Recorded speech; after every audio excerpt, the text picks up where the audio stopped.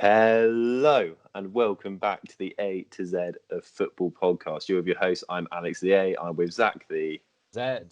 and we are today talking about some very interesting topics, some topics that I think Liverpool fans might have heard about over the last week or so. I'm not Slipped sure. into your news, maybe. Maybe they might have heard about it. Funnily enough, there's lots of new Liverpool fans that that have come out in the last week or so. But let's not get bogged down in all of that. We have some interesting topics to talk about today. Zach, what are they? So, ladies and gents, we are going to go over the results of the past week. So, bringing us into the end of June into July fixtures. We're going to talk about some of those scores. We're going to talk about some of those key fixtures. There's one in particular which will make very many Liverpool fans very happy. And we're going to have a chat about Liverpool, of course, becoming Premier League champions, first time in 30 years. We're also going to have a little discussion. I think Alex will probably lead on this. But Sean Dyche, is he going to be leaving Burnley? That's some speculation going on there. Expect a rant at some point. Thing. And tune in. Then we'll finish off this week, of course, with this week's predictions for Premier League fixtures. 14 games to go through, lots of exciting fixtures in there. The Premier League is starting to shape up into a very exciting end, and we'll be going through those fixtures and coming up with our predictions. So let's quickly go through the scores of the past week or so, Alex. Quickly, I'll run through them, and then we can talk about Liverpool. Really, I think that's fair. We have to talk. We have to talk about it. I think it's a necessity. Yeah. Sorry, isn't it? Yeah. So here are your results of the past week or so. Leicester versus Brighton, that finished 0-0. Tottenham won 2-0 against West Ham. Man United with 3-0 win over Sheffield United. Newcastle, Aston Villa was a 1-1 draw. Valuable point for Aston Villa in my mind. Norwich, Everton picked up a 1-0 win there. Wolves, Bournemouth, Wolves pick up a 1-0 win there. Liverpool comfortably beating Crystal Palace 4-0. Yeah. Burnley with a quick goal towards the end of the game to win 1-0 against Watford. Southampton, Arsenal winning 2-0 there. Chelsea getting that vital win against Manchester City to crown Liverpool champions of England. Aston Villa losing to Wolves 1-0. Watford being comfortably beaten by Southampton 3-1. Crystal Palace versus Burnley. Burnley pick up another 3 points with a 1-0 win. And Brighton Man United comfortably getting that 3-0 victory. Alex, let's talk about that Chelsea-Manchester City game. Whew. It was a bit of a roller coaster, wasn't it? It was. I mean, it was a very, very interesting game. I have to say, I thought Man City were going to win it quite comfortably. I think we both predicted that. Maybe not in terms of scoreline, but in terms of overall play, possession-based football, as Man City like to do, as we all know by now. But I have to say, Frank Lampard. Well, obviously, we'll talk about maybe the result that happened yesterday a tiny bit, but. Mm-hmm. Frank Lampard overall has done a very good job at Chelsea. He's clearly got a lot of young players playing well, and to beat a team like Man City in the sort of he knew what was at stake in terms of they didn't want to they want to postpone Liverpool's they wanted to postpone Liverpool's title lift for as long as possible, and they didn't manage it. So it was let's quickly though talk about De Bruyne's free kick. It was phenomenal. Amazing. Phenomenal. I mean, I'll be really interested to see if he signs a new contract, etc. I think notable players from the game as well. Christian Pulisic, what a goal that was as well. Yeah. He looks like he could be in the next 5 years for Chelsea. He suffered a hamstring injury, I think. Yes, he did. Yeah. He did. But in that game, I think he's going to be brilliant if he carries on in the trajectory he has. Because I have to say, I wasn't too. I didn't think coming from the Bundesliga he could make the impact that he has done when he started, and he's done brilliantly. Yeah, I think that's been sort of Chelsea's sort of game, though. I think they seem to have these results which have a big impact on the whole league. I don't know why they always manage to do it, but Manchester City have been like this a bit all season, to be honest. They've been a good side to watch. They're comfortably going to finish in second place. I'm not doubting that for a second. But they have just been one step behind against Liverpool this season, and they've lost 6 or 7 games. I think Manchester City. I think they've actually lost more games than Arsenal this season, which is quite a funny statistic. Yeah, Or I think maybe equal it is now, equal amount of games. But that just sort of shows the really inconsistency. surprising.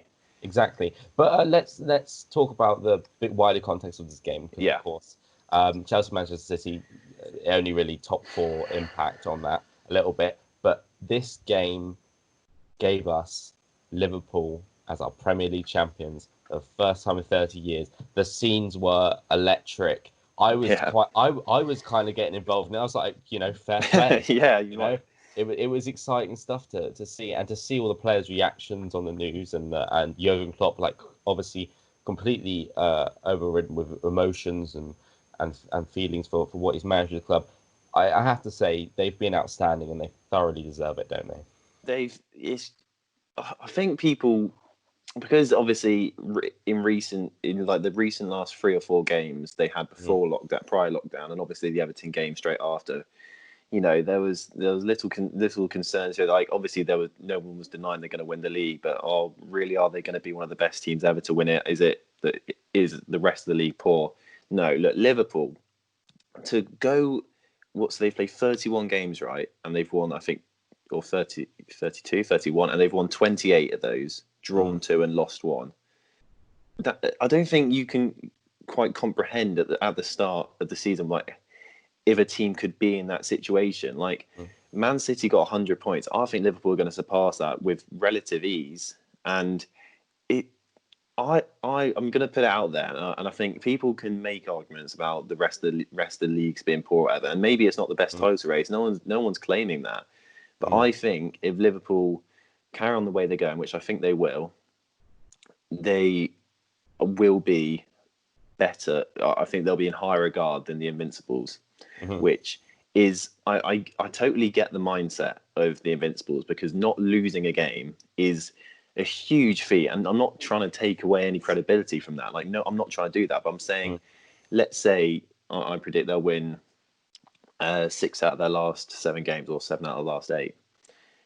Now, imagine winning 34 of 38 games, or 35, 38 games, compared to the Arsenal's, I think 26 it was. If you just put it into magnitude of the winning mentality of a team, you can't look past that. And I would regard them as one of the best team in Premier League history. That's always going to be a big statement, because everyone will whip out, Invincibles, century winners at Manchester City, Man United with all their Premier League titles and everything, treble winning in '99, Chelsea of 05, I think it was, or 03, or whatever it was. Everyone's going to say those things, but we have to sit here and go, Jurgen Klopp arrived at Liverpool 4 or 5 years ago now. This has been a project that has succeeded. We've seen many projects start. We've seen Pochettino at Tottenham. He sort of started to get there, and unfortunately trailed off.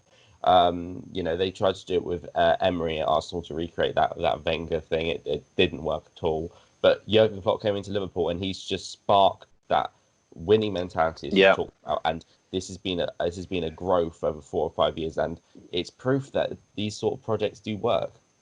Because the whole thing is with Klopp and Liverpool is that, as much of a cliche as it is, that he gets the club, he gets what the fans are about. And if you've got someone that has obviously a really good head in terms of a plan, and the players he wants to bring in, the players he wants to sell, which he clearly has. Like, we talk about the transfers that they've had, and selling Coutinho for the money they did.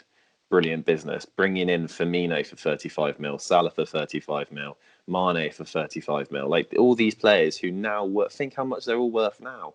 In the hundreds of millions they're all worth now.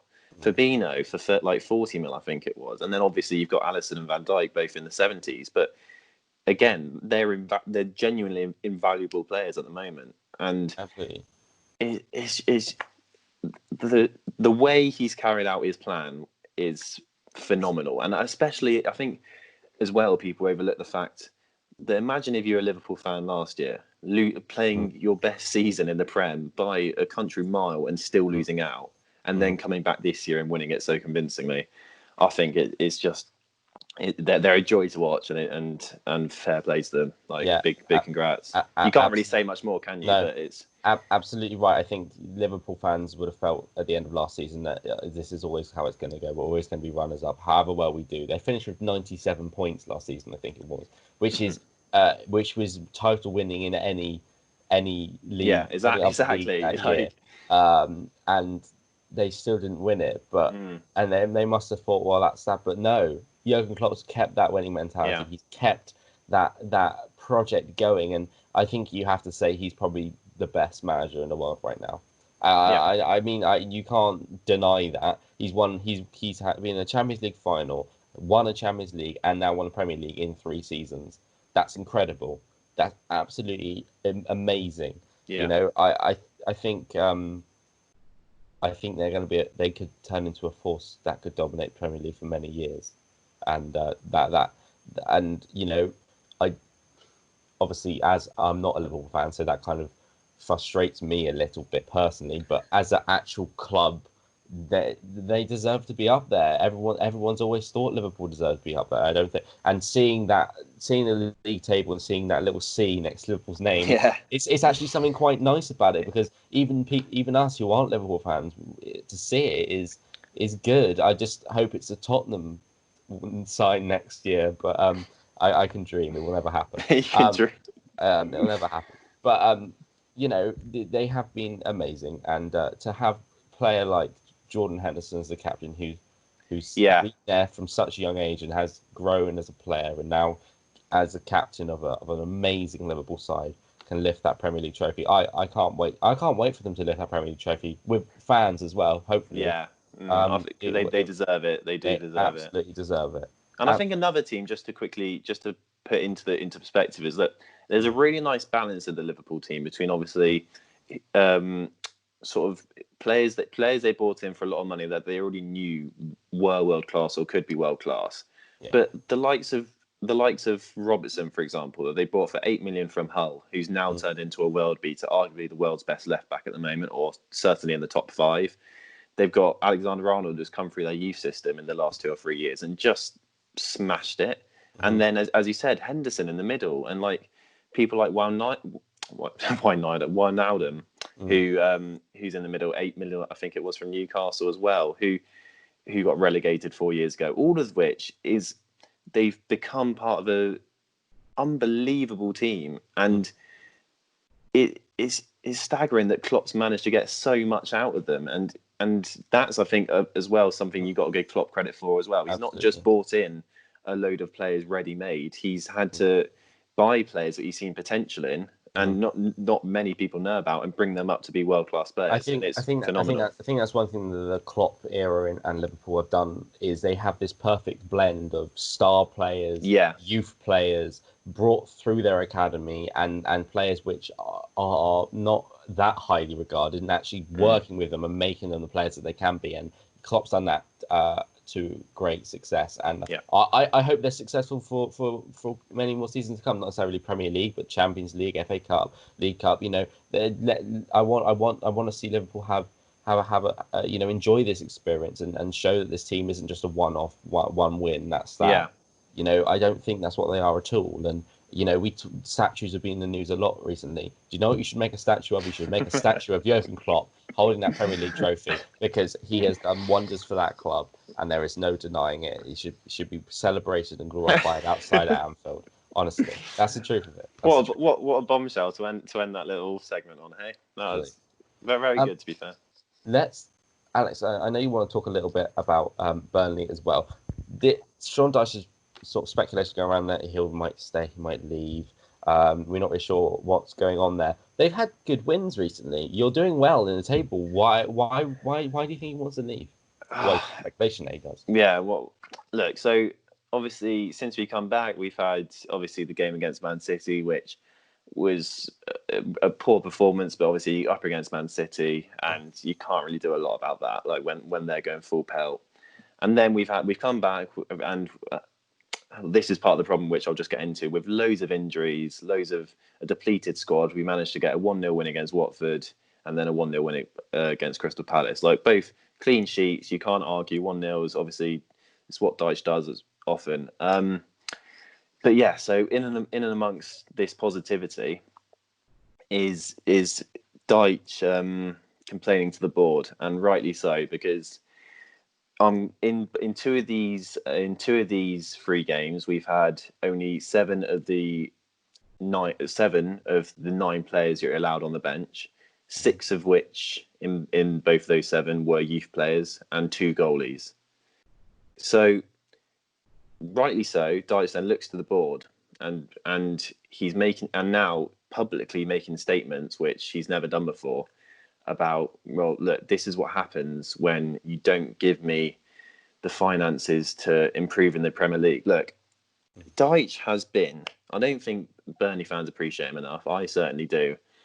And I'll tell you what, if he does go, it'll be like a sort of, obviously not to the same scale, but sort of like an Alex Ferguson era. And I don't want to compare the two, because obviously they're completely different styles of managers and what they do. But Sean Dyche has been so important for the town of Burnley. For one, look, the town revolves around the football club. It's one of these towns. It's very poor, northern town that hasn't got a lot of money, hasn't got a lot of infrastructure, and it revolves around the football club doing well. Sean Dyche, taken it over 7 years ago, he's managed to get us up to the Prem. He's had a knock. We went back down. He's got straight back up. We've now been in the Prem for, this will be our 4th consecutive season, where we've overachieved every single season and done well. And the fact that he could go because the board are not backing him and not giving in to what all he wants, just what, like 1 or 2 more players in the summer transfer, and there was all he was asking for. They weren't budging. It just drives me insane, because this arguably is one of our best managers in Burnley's history. Yeah, we're not going to win anything. No Burnley fan wants to. We're not saying we want to get to Euro. We're not saying we want to challenge for titles. We just want some respect put on Dyche's name, and for the board to respect what he's done for the club.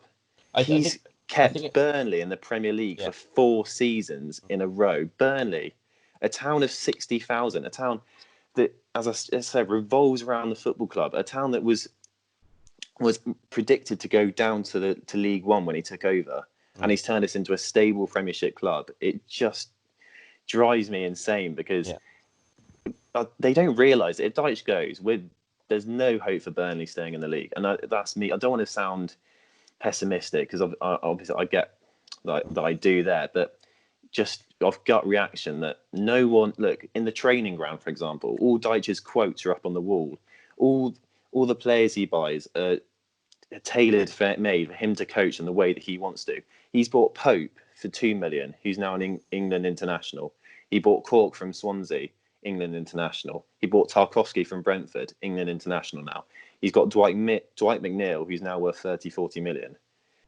What else can the guy do to get the respect he deserves from the board? I just do not know, and it's very frustrating. I think your frustration is also sort of echoed across many clubs, but this sort of happening over the 7 years that Dyche has been there. This is sort of the first time this is sort of popped up as sort of it's the first time he's publicly, so in 7.5 years, he said it in interviews recently. It's the first time he's publicly called out the board, and I think if any manager deserves to do that, then it's him at the end of the day. And look, think how many rifts there are between sort of the board and managers these days. There's left, right, centre. Like Chelsea, they had an awful time with Antonio Conte and Roman Abramovich, and then Arsenal with Emery and is it Sinelli or what's the? I couldn't tell you. What's the Arsenal owner's name? Well, whatever. The guy who lives in SA who gets knows acres and acres of land, whatever. So the level that we've been competing at, we've overstretched ourselves, is what I'm trying to say. And that's with Dyche performing on a shoestring budget. So basically what he's saying to the board is, right, you give me what I want now, or I'm off, which is much, and obviously it's frustrating, but I think I can't really ask for much more than that as a fan for him to say that, because what else can you do at the end of the Well, day? I think you raise a good point with the you sort of overstretch yourself, and I think that showed in the season that you got into Europa League qualifiers. You completely were exhausted. You completely faltered out of that, and I would love to see Burnley in the Europa League, but they're qualifying really stretching. And then you were fighting for relegation, and I see Burnley as a staple Premier League side. There's no doubt in that, and you've done amazing. You've got Europa League football or qualifying, and you're fighting for that again. That in what, a space of 2-3 seasons? That's incredible. Exactly. No one would have ever said Burnley would have ever managed that.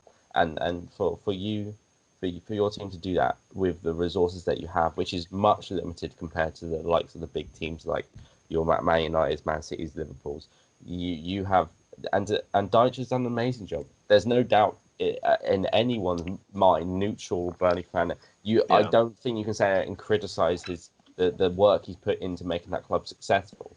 So I can fully see your it's just look, and just to put it into context, like, I mean, obviously, we can sort of relate to this a little bit because obviously you're a Spurs fan and you went a few transfer windows with only signing the odd player. And I remember the summer transfer window was it 2-3 years ago? We didn't sign anyone, and it's the same situation with you. You obviously you have a stadium, so it's a little bit different, but the same context in that you're we're near the best you have been in such a long time, and you don't capitalize on it. You don't say, right, now let's have the ambition to push on. Like, let's have the ambition.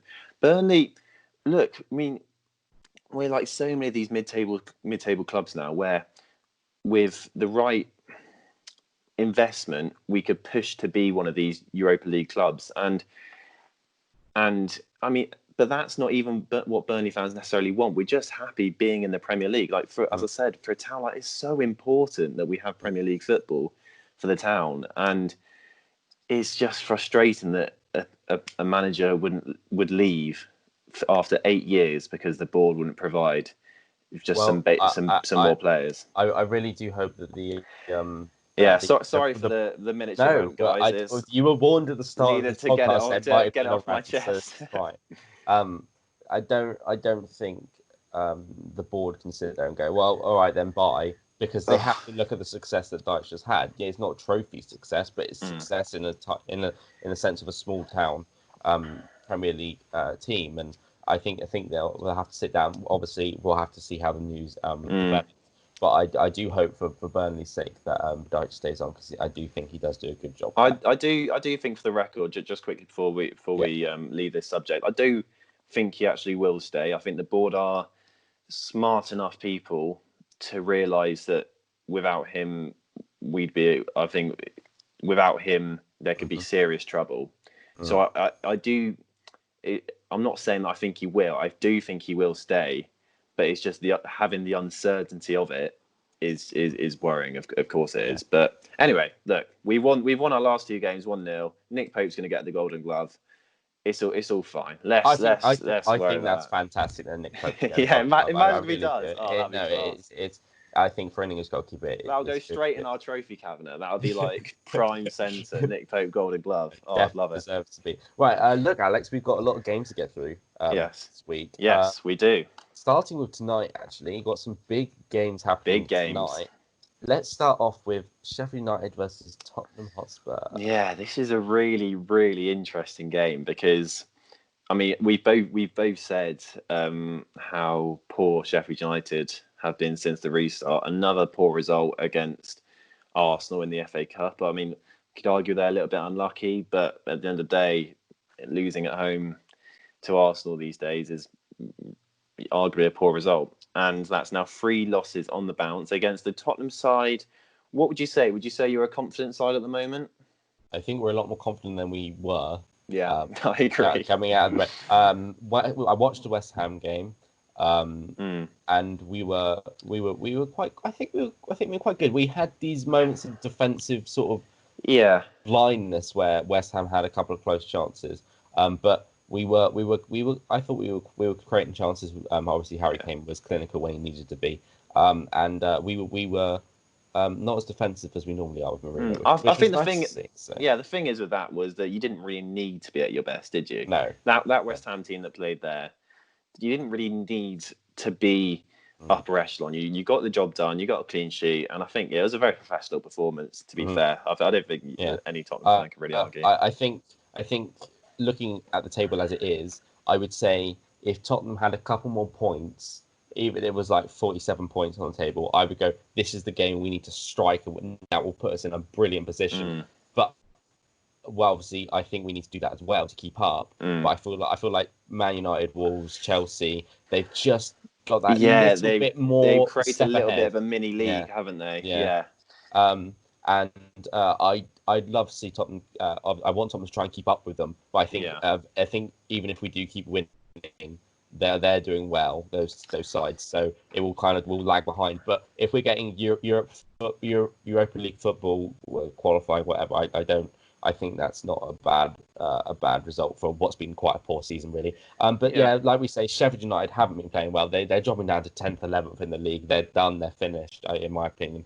And I think it's going to be quite a blocky game. Mourinho's going to kind of not going to jump attack, and they're not really going to jump at the attack either. It's kind of going to tussle for it. But I think Tottenham will get a 1-0 win.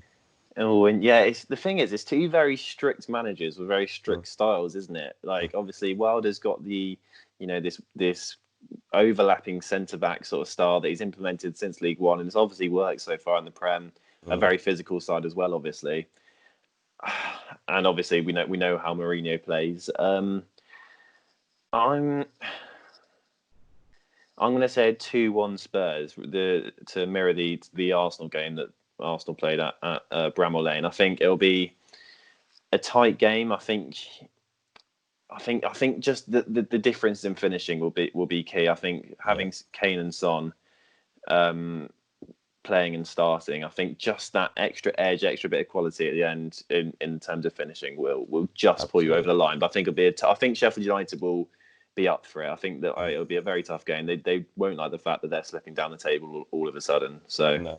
Interesting game to watch. Yeah, it will be a good one. What would have been a big game if Liverpool ran away champions? Manchester City versus Liverpool. Manchester City having to give the guard of honour to Liverpool, passing one trophy over to another team.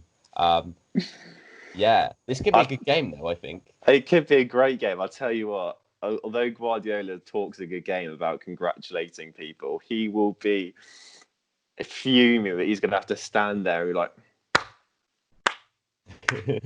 as Liverpool just walk out. I can't wait to watch it. I have to say, I think it'll be very funny.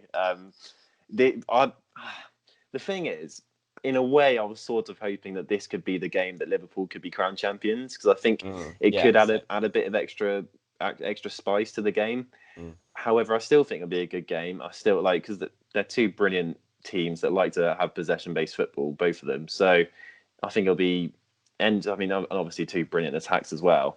I'm saying a 2-2. I think Liverpool might still be a bit hungover. I know I saw Andy Robertson interview. It wasn't in the best of ways for a professional footballer. Naughty. But I think it'll be a 2-2, an entertaining match. We've seen how amazing Man City and Liverpool have both been coming out of this break. Liverpool, obviously, rightly so, champions. I worry though that they'll come into this game sort of going, it's done. We're champions. There is that. But I think with the Klopp mentality, I don't think that's what he's already said. We're going to keep attacking. We're not going to sit back and go, look, we're champions. Come and get it. We're going to go. We'll come to you, sort of thing. So I think it's going to be a very, very fast-paced game, back and forth. Really, sort of maybe even dirty at times, sort of with the tackling and stuff. So you know what, Alex? I'm going to agree with you. I'm going to go over 2-2 draw. 2-2, I am going to watch this game because I want to see Man City clap Liverpool, give them a guard of honour, just because it'll just be hilarious. And I think Man City aren't going to go, well, don't come into our house. We may have to give you the trophy, but you're not taking our results and all that. I think Liverpool will go, look, we're rightly so champions, and we'll fight you for it. And 2-2, I think they're both two incredible teams, and I always enjoy watching this fixture. So 2-2 it will be. Right, so we both predicted a Desmond there. Desmond. Desmond. Let's move on then to the first of the Saturday fixtures. Top Norwich, Brighton. Yeah. Right. So Relegation battle fight. the way I look at it is, look, Norwich. I watched the game against Arsenal. Norwich just so poor. Mm-hmm. Again, that's 3 losses on the bounce in the Premier League. Obviously, they lost to Man United in a good fashion. Let's say not a good. Obviously, you can't really lose in a good fashion, but in a promising fashion. They put in a good performance. So I thought Norwich played quite well against Manchester United. Yeah, they did. Watched the game. They put up a proper good scrap as you'd love to see in the FA Cup. Now, but that was something to fight for. I think they have accepted their fate in the Premier League. Unfortunately, they have. Unfortunately, they have. Brighton will know they're not safe yet, but they know that will give them more reason to keep fighting. The thing is that I feel that I agree that they should go in with the attitude that they're not safe, because obviously they're not. They're only, I think, was it 5 points clear or 6 points clear? Yeah. But the way a couple of these relegation candidates are performing, then they must be thinking only one more win will probably do it. To a couple more wins at the least, and to play a team like Norwich, it's a dream for them. Mm-hmm. I think they will. I think Norwich might get a goal, but I'm saying a comfortable.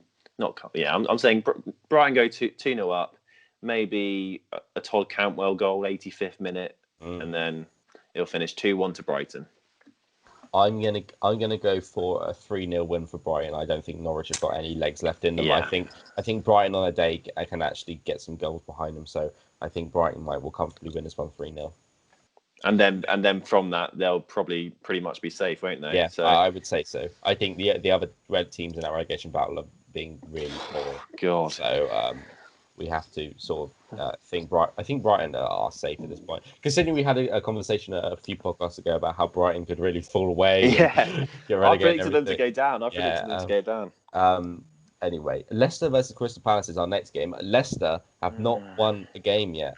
So it's a tricky one, this one, isn't it? Because of it, Crystal Palace wise, they came back. They looked great against Bournemouth, winning 2-0 comfortably, but then losing to us 1-0. Have they played another game? They lost to Liverpool 4-0. Of course, and of course, but that was Liverpool in full flow.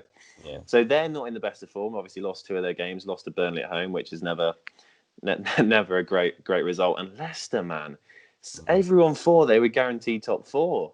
Mm-hmm. Now suddenly, it's almost like they're in that little block of 4 with Wolves and Man United and Chelsea. Yeah, that could come out of it. And who would have thought that at the start? I mean, I'm really conflicted with how to feel about this one, because both aren't in good form. Both can be great on their day, but equally as poor and lackluster on their day. So I'm going to go for another draw at the KP, and I'm going for a 1-1. A 1-1. See, this is the thing. I always bet for Crystal Palace when they're not at home. Yeah, that's true, actually. And Leicester, I haven't seen them have a good game yet. I mean, they put a little bit of fight against Chelsea in the FA Cup, but Chelsea were at the better side, that's for sure. They haven't done well. Drawing 0-0 with Brighton, that was an awful game. Gary, I think Gary Lineker tweeted saying this is the worst I've seen Leicester perform under Rodgers, which is something to say. My dad actually said something quite interesting. He said, this always happens with Brendan Rodgers. They have a brilliant season, and the last 10 games, they just lose. He's got a point, hasn't he? And he does have a point. I was like, oh, he does have a point, actually. Yeah, it just happened. I think Leicester are in trouble, and I think they could potentially be finishing 6th, 7th this season. Imagine if they do. Yeah. Imagine if they do. Everyone's been saying all season, or since sort of maybe probably New Year. Well, there's those top 3, and then whoever can get 4th. But you're right. I can't. The way they're going, they haven't really shown anything to say that they can bounce back from this as of yet. Maybe this could be the perfect game to do it, but who knows? Who knows? What's your score prediction? I'm gonna go 1-0 Crystal Palace. Brendan Rodgers under the cosh. Yeah, I think Leicester need to keep an eye on it. Actually, need to back up the game a little bit. Yeah. To keep in that Champions League fight. Man United versus Bournemouth. I think you and I both know which way we're probably going to go with this one. Bournemouth have been terrible, and I mean really, really bad. They really have been shocking, haven't they? Losing 2-0 at home to Crystal Palace. That's rubbish at home to a team supposedly not fighting for anything really. Then losing 1-0 away at Wolves. Okay, that's not an awful result really, but still a loss. I saw the. I mean, I didn't manage to watch that game. I saw the highlights. They never really were in it. I think the biggest shock is the result yesterday. They lost 4-1 to Newcastle. And even like, I think something's important here as well is that it wasn't like the one was they took the lead or they equalised or made it 2-1. It was just a consolation right at the end. Newcastle, a team that I suppose on the beach, a team that don't have anything to play for this season, smashed them, tore them apart at Bournemouth, at I forgot what their stadium's called, at the Shed. Anyway, is it the Vitality? Am I? That's it. The Vitality. Newcastle of all teams tore them apart. Okay, you can accept a Man City, a Liverpool doing that to you, and Newcastle, like that's just. Oh, I'd be absolutely furious. Do you think Bournemouth are dead and buried then? Because I think they are now. They're only 1 point from safety, but no, the fixtures that they have actually. I'll try and get it up because you should see the run-in that they have. That Newcastle game was a really good chance to get 3 points on the board, get a bit of momentum going into a really, really tricky run. But hang on, let me just find them now. It is frightening if you're a Bournemouth fan, and the way they're going, there's no hope. So obviously they've got Man United away, then they've got Spurs, then they've got Leicester, then they've got Man City, and then they've got Everton away and Southampton. God, that's awful. I can't see any way. They'll be lucky if they pick up 3 points there. I think unfortunately for them, it's probably dead and buried. But who knows? The Premier League's seen weirder things. Of course it has. So who am I to say that they're dead and buried? Exactly. Who's a random birdie fan on the A to Z of Football podcast to say they're dead and buried? What about Man United then? They have been very impressive. They've been brilliant. Fernandes and Pogba in the middle. That could be for all the rest of the top 6 clubs. Watch out for that, because if Pogba decides to stay, imagine having the sort of the force of Pogba and obviously the technical skill as well, and then to have Bruno Fernandes just linking up the play, scoring goals as he did yesterday. If I was a United fan at the moment, I'd be very, very happy. It's going to be a 4-0, a very comfortable 4-0, I think. I'm going to actually one up you. I'm going to go 5. 5, yeah. I can't see Bournemouth scoring. I can see there being a penalty. I can see Fernandes getting on the scoreboard again. Yeah. I can see Martial doing some serious damage. Maybe even Rashford. He might have been put out a slightly weaker squad for this one. True, he might. But yeah, Bournemouth are done. Man United are on the rise. I hate saying that. I hate saying those stats.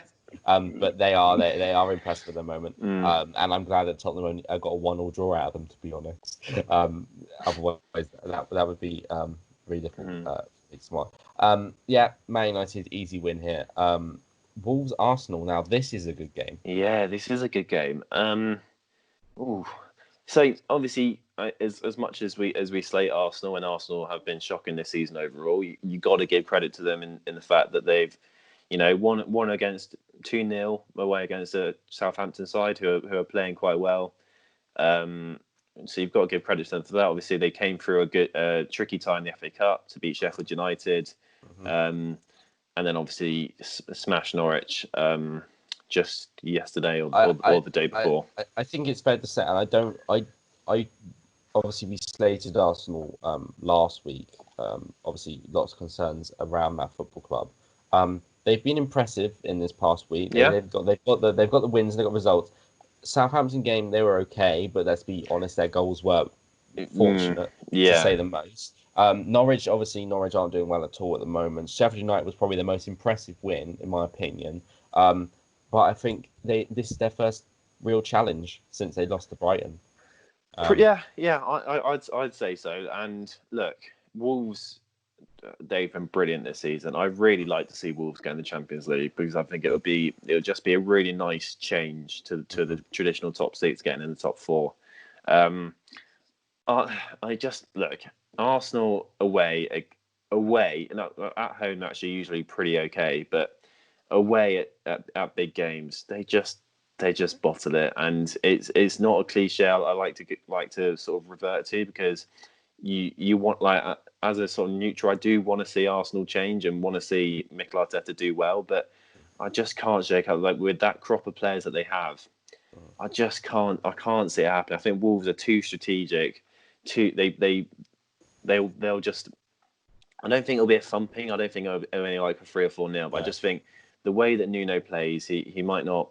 It'll probably be 0-0 at half time. They'll bring Traore on. Whoever faces up to Traore is either getting bodied, or like he'll zip past you like Usain Bolt. Like he's scary. Honestly, he's scary. So, and they play that way, and so far it's worked fantastically for them. I think they've 3 wins on the bounce. Who have they played so far? They've played. Well, they have won over Aston Villa as well. And that's it. So Bournemouth, Aston Villa, and West Ham. So, and that's 3 wins on the bounce.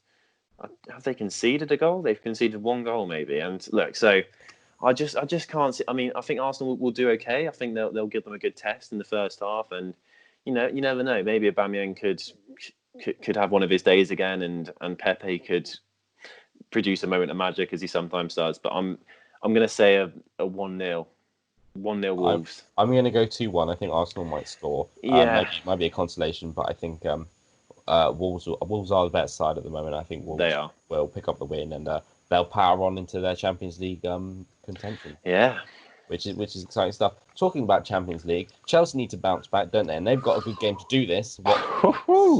Yeah, this was I watched this match yesterday, and it was a very, very fun match for a neutral to watch. I mean, if you're a West Ham fan, like you've got a way of. I mean, sorry, I don't want to say that. They West Ham played really, really well and came back from controversial VAR decisions, etc., etc. But this is and I think I'm not sure if you saw Frank Lampard's interview after. He was fuming because, as he said, it's been the story of their season.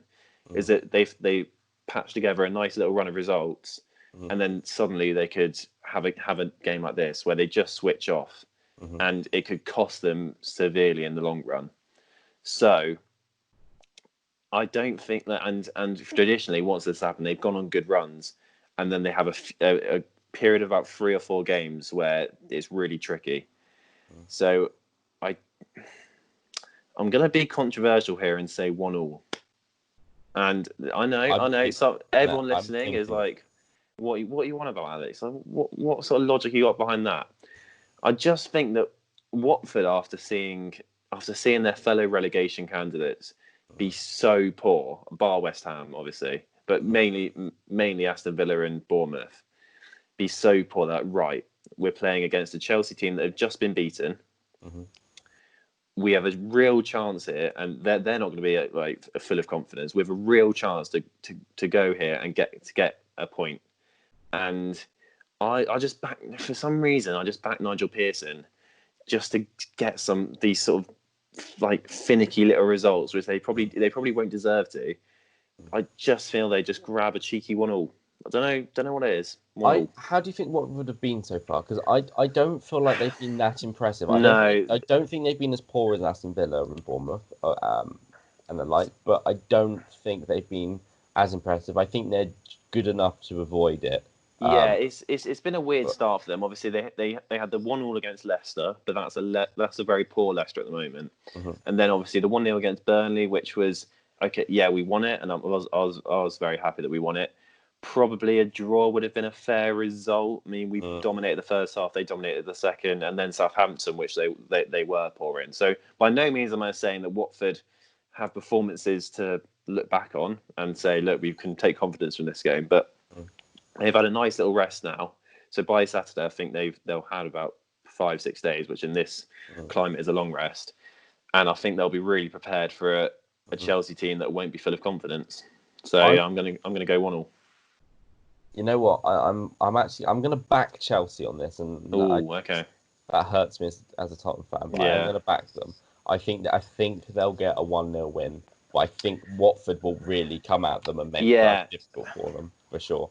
But yeah, I think it's going to be a tight game, surprisingly. But I think Chelsea might just nick a win. I think Chelsea are such a confidence team, aren't they? Like as soon as they get a couple wins, then they can look great. But as we saw, like they can have games maybe that new kit for Chelsea is a curse. We never know. God, it's awful. It is. It's awful. I don't like. I saw a lot of memes. It was like, Chelsea, how many goals did West Ham score? And it's just a massive 3. Yeah. So it tickled me a lot more than it should have, but there you go.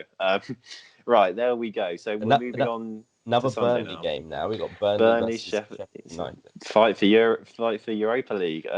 There's some really exciting Europa League games going on in the next few weeks as well. There's more coming up as well. It's looking really, really exciting. So Burnley Sheffield United. This for me personally is a lot more of an important game than it should be. I mean, as I've said a couple of times on this podcast already, me and my one of my best mates, Jack, made a bet at the start of the season that Burnley would finish above Sheffield United, £50 on the line, and vice versa. Obviously, coming out of lockdown, so I was sort of resigned to defeat with it. But now all of a sudden, Burnley are in good form, Sheffield United in awful form. I'm back. I could be back in the money here. So I'm going to be watching this, even though not both teams. Yeah, we have Europa League possibly to play for, but we're both safe, which was our main goal at the start of the season. It shouldn't mean a lot, but I'll be so nervous watching it. I'm telling you that now. This is the interesting thing. I think Burnley can win this game, especially being for sure. Let's assume for a moment that Tottenham get a result tonight against Sheffield United. If Burnley also get a result, Burnley and Tottenham are on the same amount of points. Right. Imagine that. Are Spurs and Burnley playing each other? I don't think we are. No, we've already played each other twice. We've already played each other twice. But I tell you what, we might have to put a bet on ourselves. We might have to spice up the podcast a little bit. You never know. But I think Burnley could go into this feeling quite confident. Yeah, no, of course. We'll go into it with confidence. Hopefully, we'll have Jay Rodriguez back by that time. We played a really interesting formation against Crystal Palace. We usually very traditional 4-4-2, but we played a 4-5-1 with sort of Dwight McNeil, our star player. He sort of played he's usually left mid. He played as a cam and actually worked really well. Just getting the ball in those central spots, turning, then playing out wide, and he was actually really, really good at that. So I'm not sure what will happen with the system. As I said, I think a lot relies on what happens tonight with Sheffield United, with Spurs. Because if they get a good draw or a good win, then they'll come into it full of confidence, and I think they'll be back to themselves. I think it will just take that one win. But I've got to back us. Look, we've won 2 games 1-0 already. We've got our defence is brilliant. Nick Pope is brilliant at the moment. They're playing way above what they should be. Obviously we're so stricken with injuries and all the rest of it, which is a shame. But you've got to back us because we've done well so far. So I'm going to say another 1-0, a trio of 1-0s. There we go. 1-0. That is a result I'm going to agree with you on. Yeah. I don't think it's going to be a massive goal fest. I think it's fair to say it's not too exciting attacking teams, but it'll be exciting for me to watch nonetheless or nevertheless. Exactly. Liverpool, Aston Villa. Obviously, we know how good Liverpool are. We don't need to keep saying it. What about Aston Villa though? They have only I think they've got 1 point since they've been back. Yeah, they managed to get a point against Newcastle away, which is an okay point for them. But they really, again, just they've got quality. This is the part that annoys me. They've got supposed quality. They've got Tyrone Mings at the back, who everyone seems to rave about, and I agree. I think he's a good centre back, but they just can't stop conceding goals. Very fortunate. Oh no, sorry, they've got 2 points, haven't they? Because they got a point against Sheffield United. Oh yeah, but undeservedly because of the ghost goal. Look, Liverpool, Aston Villa. Look, we saw what Liverpool did to Crystal Palace. I think they'll at Anfield, they'll just blow them away. Well, Unfortunately, also good point to make. This is Liverpool's first game in Anfield since they've been Premier League champions. So of course, there's since no they've been, fans, they will still want yeah, to cement that legacy within the fabric of the stadium. yeah. Well, yeah. I mean, the next step for Liverpool now is to finish with the highest points total ever. Yeah. And beat the record of 2 seasons ago. So they'll definitely want to do that. Yeah, like I can't see this being anything other than a 3-0. Mm-hmm. Maybe possibly more. Yeah, I can't see Aston Villa scoring. I'm gonna go for a 5-1. Okay, yeah. I can see it. I think Aston Villa will maybe start the stronger, maybe, and get a lead, and then Liverpool will come along and wipe them out. Backtrack a little bit. I think I missed the Newcastle West Ham game, so we'll yes. We'll Newcastle West Ham. Cover that now. Obviously, West Ham confident going in after win against Chelsea. Look, the thing is, I usually say at this point that West Ham have a lot to fight. Like, it's these type of games where it's end of the season, one team has something to fight for, the other one doesn't, and you usually back the one that doesn't, the one that does have something to fight for. Sorry. Yeah. But you can't really take away from what Newcastle have done since the restart. I mean, 3-0 against Sheffield United, 4-1 away at Bournemouth. Possibly a bit unlucky in the game against City. You know, Dwight Gale, I don't know how he missed that chance. That was shocking. And that ended up in Bristol. That strike. And what was, I can't remember what their first game was. Have mind they lost. But anyway, they're in good form. Yeah. And I don't think they'll manage to carry it on. But I don't think West Ham will have I think they might be a bit sort of, I don't know, like mentally fatigued a bit from the Chelsea game. Yeah, I'm going to say it's quite boring, but I'm just going to say a standard 1-1. Yeah, I think we've seen obviously Aston Villa got that point against Newcastle as well. I think Newcastle have been strong, but they've been playing against sides that haven't come back on form. Like their big wins, Sheffield United obviously haven't been in form. Bournemouth obviously have been abysmal. So I think if they're coming up against the West Ham team, which has just got a win and is still fighting, I think it may be a little bit more tricky. But I've been really, really impressed by what Newcastle were doing. The Steve Bruce is working wonders, which I never thought was a sentence I'd say. Steve Bruce working wonders. But what's the world come to? 2020, eh? Yeah, I think Newcastle will get a win, but it'll be a tight one. 1-0. Oh, okay. 1-0. For as a neutral point of view, I do want Newcastle to win because I want the relegation race to be as tight as possible on the final day. Yeah. Like that's just as a neutral's point of view. But there we go. So now Southampton, Man City, another one which is hard to call in my opinion. Southampton had that game against Arsenal, which was poor, but then obviously come back really well. They won 3-0 away at Norwich, 3-1 away at Watford. Danny Ings could get a golden boot. Now, what a turn up that would be. I mean, that would be really good. That would be brilliant for him. Hopefully, getting him into England contention. I think it will be a 2-1 Man City. It'll be a good game. I think again, just the quality up front of Jesus or Aguero and Mahrez will probably just shine through. See, this is the way I look at it. I've been really impressed with Southampton. I want them to do well, and I think they have done really well this season, considering literally like a game ago they were in the Europe talk, but I don't think they are anymore necessarily. Very outside chance anyway. I think, though, Man City will be wanting.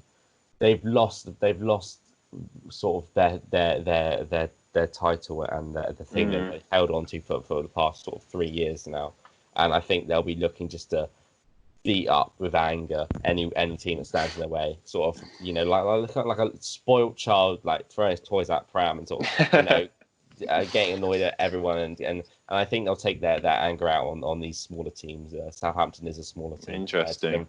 And I think they'll win 3-0. Okay, yeah, it feels like one of those games, doesn't it, where it could go either way. It could be an absolute drubbing, or it could be really tight, and possibly upset could happen. Let's not forget, this is a Southampton side that lost 9-0 to Leicester. That's true. there might always be a bit in that. Okay, another Tottenham game to talk about now. I'm feeling spoiled with two Tottenham games in 1 week. A Europa League fight Yeah. again for Tottenham. Tottenham have got difficult fixtures. I've looked at a couple, and they've got some tricky. We've really got to fight for our spot. You've got Arsenal coming up as well, don't you? Very yeah. soon, and then a few others. Yeah. Tottenham Everton. Then I'm going to this fairly confident. I think Everton have been okay, but I don't think they've been that impressive. But Ancelotti is definitely eyeing up Europa League spots. That's for sure. I can't call it. No, it's hard to call. I think. Look, I mean, Everton have got results at the end of the day. Like they obviously drew with Liverpool, which is a pretty good result for them, and then they got a win against Norwich away 1-0. But then again, you can't really take Norwich as a proper example, Leicester unfortunately. Was a good result, though. But then they got a good result against Leicester. But obviously, again, Leicester in very poor form. So it's a hard one to call. I think at the London Stadium, I think you're a force to be reckoned with, and certainly will be in the future. However, I do really like the partnership of Calvert-Lewin and Richarlison up front for Everton. I think that's a really nice, well-balanced partnership. So unfortunately for you, I'm going to go for a 1-1. I'm saying a lot of 1-1s in this video, and maybe I should start to change it up. But I've sent it now. It's out in the open. I'm going to go 1-1 as well. Are you? Interesting. I think this we really. I genuinely can't look at that game and go, oh, yeah, Tottenham will win that or Everton will win that. Yeah. It will either be a 1-0 to either way or be a 1-1. So I'll go. I'm in the middle. Go 1-1. Okay. Yeah. Crystal Palace Chelsea then. Crystal Palace at home, so I've already called them off. They're not winning. Interesting. Okay. I don't know why I'm so horrible with Crystal Palace. They go, sorry, Crystal Palace fans listening. No, we're not always against them. I do actually like Crystal Palace, despite what I said. Okay. Look, Crystal Palace. Obviously, they keep trying to keep up with the Europa League spots. I don't think they'll get there. But they've had a good season in retrospect. Really. Yeah. I think they're a well sort of structured team. Hodgson has them in good form. Chelsea, obviously, though, they are the better side. 2-1. Yeah, I mean, look, Burnley had a 1-0 win there the other night, and it was a great win for us, like a really well fought, hard working win. But Crystal Palace were awful. I mean, not to break down a Burnley team which was genuinely on its last. Like Jack Cork got injured. And we genuinely didn't have any senior midfield players left to put in the squad, and we only had one senior outfield player on the bench that came on, who was awful. Kevin Long, oh my god! I'm telling you right now, if Tottenham ever play against Kevin Long, then you're in for Harry Kane's in for an absolute treat up front. Look.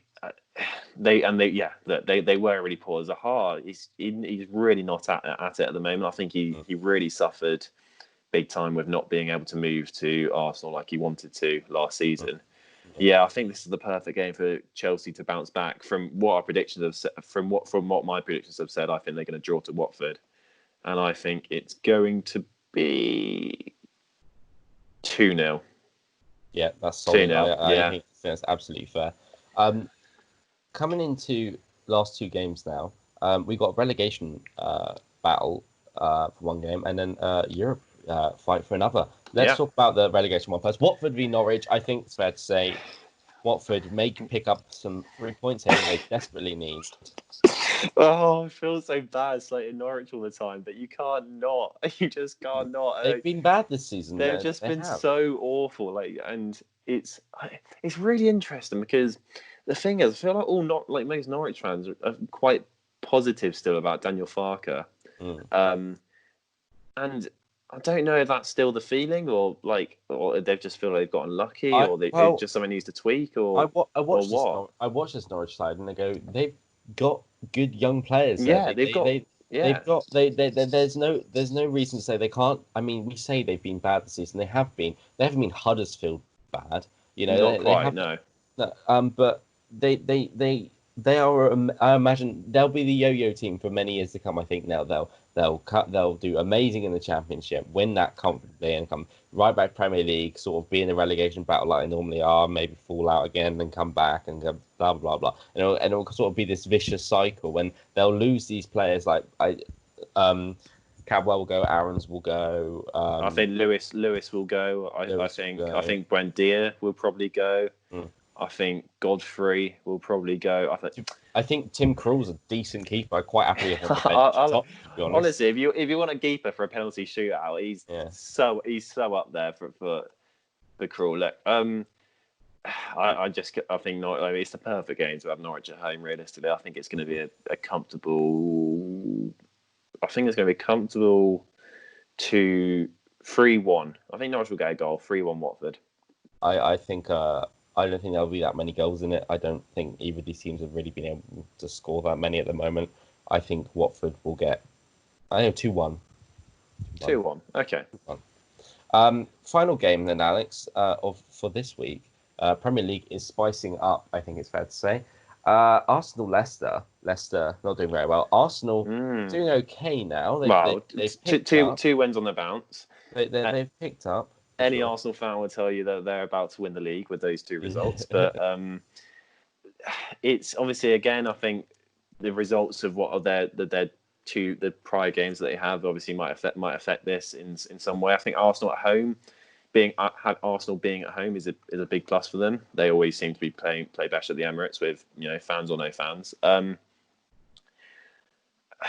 think again, I've said this before, and I feel bad for saying it, but I think if you're a team that's in a struggle, then one of the games which is high up on your list to get back on in a good way is Arsenal, just because you know that you're going to get chances no matter who you are. I mean, even Norwich had chances yesterday. I think it's going to be a draw. I think it's entertaining 2-2 draw. Arsenal starting to get that sort of they've got a nice shape about them now with a sort of 3-4-3, 5-3-2 type formation that they're going with. Aubameyang, looked brilliant yesterday. Saka signed a new deal, so he'll be on fire. Pepe's looked good since coming back. So look, their attack is as good as it has been this season, probably you could say. So yeah, but I think Leicester, I would say, look, Leicester, the quality they have, they just will create chances. There's no getting around that. I mean, when you've got Mustafi and David Luiz in your defence, you will get chances. Jesus Christ, it's so bad, isn't it? I can't. Is so David Luiz has signed a flipping new deal as well. I can't believe it. I think Arsenal will be the more confident side going into this. Probably. But I think Leicester will be looking at their fixtures and they'll be going, we need to get points, boys. How can we do that? Oh, we've got Arsenal. That's a good one. And I think with Chilwell coming out of that left back and running out the way, I think, and obviously Vardy with the poacher that he is, I think Leicester could win here. But it's tricky. I agree with you. I go 2-2. I'll go safe. 2-2. I think goals and a draw, but I think Leicester could potentially nick it. Yeah. I think if anyone's going to win this game, I think it's going to be Leicester. But yeah, you can always guarantee with Arsenal pretty much there's going to be some sort of goals here or there, either a good goal for them or shocking defending against. So yeah, so that sort of sums Arsenal up in a nutshell, really. There you go, ladies and gentlemen. That is the predictions for this week. We have a very exciting Premier League on our hands. We've got relegation battle games coming up. We've got Europa League games, Champions League games coming up. Everything is still to fight for. One thing that's happened this week, though, that we must never forget is Liverpool are Premier League champions, first time in 30 years. And we will be with you next week and do some more Premier League stuff.